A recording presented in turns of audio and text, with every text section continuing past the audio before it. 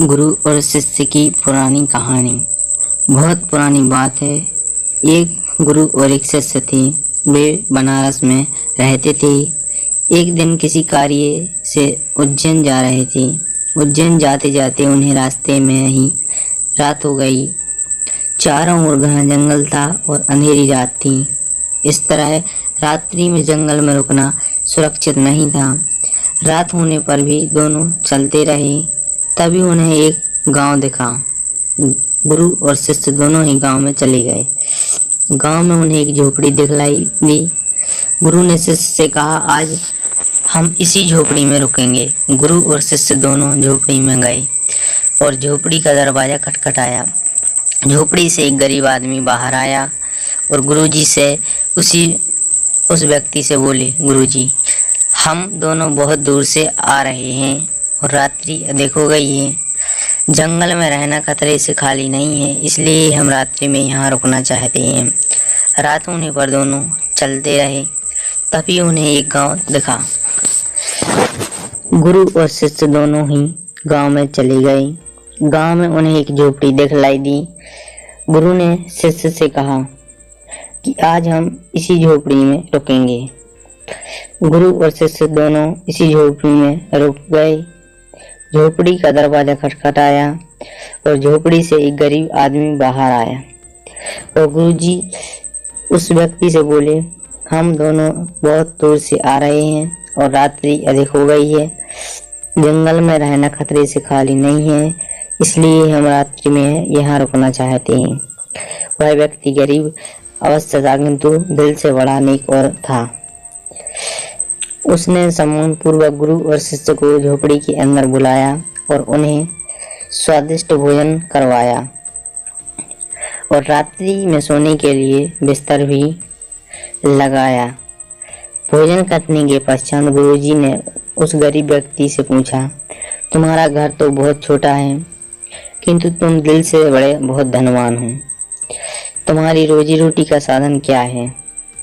तो उस गरीब व्यक्ति ने गुरु के मुंह से अपनी प्रशंसा के लिए धन्यवाद दिया और बोला, मेरे पास इस गांव में सबसे अधिक जमीन है, किंतु वह जमीन बंजर है, जिस पर किसी भी प्रकार की खेती संभव नहीं है। इसलिए मैंने अपनी रोजी रोटी पालन के लिए एक भैंस रखी है। उसी भैंस का दूध और घी बेचकर मैं अपनी रोजी रोटी चलाता हूँ।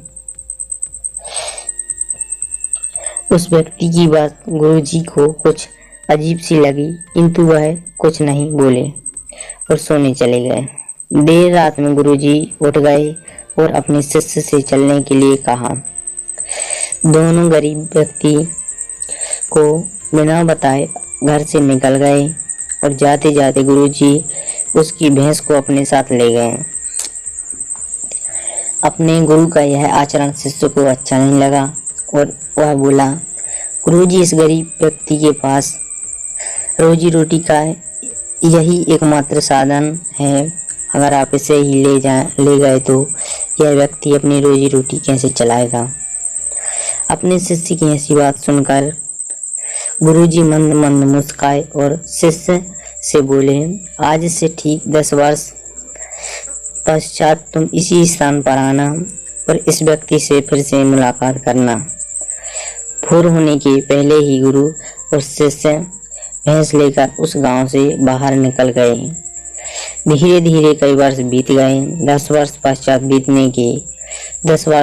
बीतने के पश्चात चेले को गुरु जी की बात याद आई कि उसे फिर से गरीब व्यक्ति के घर जाना है।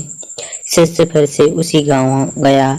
जाते जाते उसने देखा कि जिस स्थान पर झोपड़ी थी, ठीक उसी स्थान पर एक आलीशान मकान बना हुआ है। यह देखकर उसे बड़ा आश्चर्य हुआ। शिष्य मकान मालिक से मिलना चाहता था। जैसे ही शिष्य मकान के पास गया, उसने उसी गरीब व्यक्ति को देखा, किंतु इस बार गरीब व्यक्ति बहुत अच्छे कपड़े पहने हुए था और देखने में बहुत ही संपन्न प्रतीत हो रहा था। शिष्य उस व्यक्ति के पास पहुंचा और बोला, क्या आपने मुझे पहचाना? मैं वही बालक हूँ जो आज से 10 वर्ष पहले रात्रि हो जाने के कारण मैं अपने गुरुजी के साथ आपके घर रुका था। वह व्यक्ति झट से शिष्य की बातें सुनकर उसे पहचान गया और बोला, हाँ हाँ, मुझे बहुत अच्छे से याद है। उस रात्रि अगर आप लोगों मेरी झोपड़ी में नहीं आए होते तो शायद आज भी मैं उसी दरिद्रता में जी रहा होता। उस रात आपके जाने के बाद मेरी भैंस भी कहीं चली गई थी और मेरे रोजी रोटी के लाले पड़ गए थे। मैंने अपनी बंजर जमीन पर मेहनत की और अथक परिश्रम के पश्चात उस जमीन को उपजाऊ बना लिया और अब उस बंजर जमीन पर मेरी हरी भरी फसलें लहरा रही हैं। इसी जमीन की बदौलत मैं आज इस गांव का सबसे संपन्न किसान बन गया हूँ। शिष्य को अब समझ में नहीं आया कि गुरु जी इस रात उस व्यक्ति की भैंस क्यों ले गए। शिष्य के मन में अब अपने गुरु के लिए पहले से ही कई गुना अधिक सम्मान था।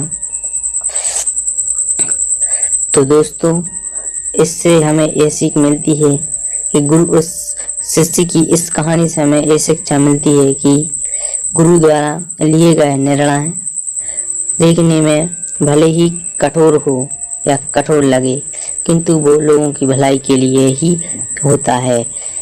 तो वीडियो पसंद आया हो तो दोस्तों हमारे वीडियो को लाइक करें, सब्सक्राइब करें एंड शेयर करें। इसी प्रकार की कहानी सुनने के लिए हमारे यूट्यूब चैनल को सब्सक्राइब कर लें। दोस्तों, थैंक यू।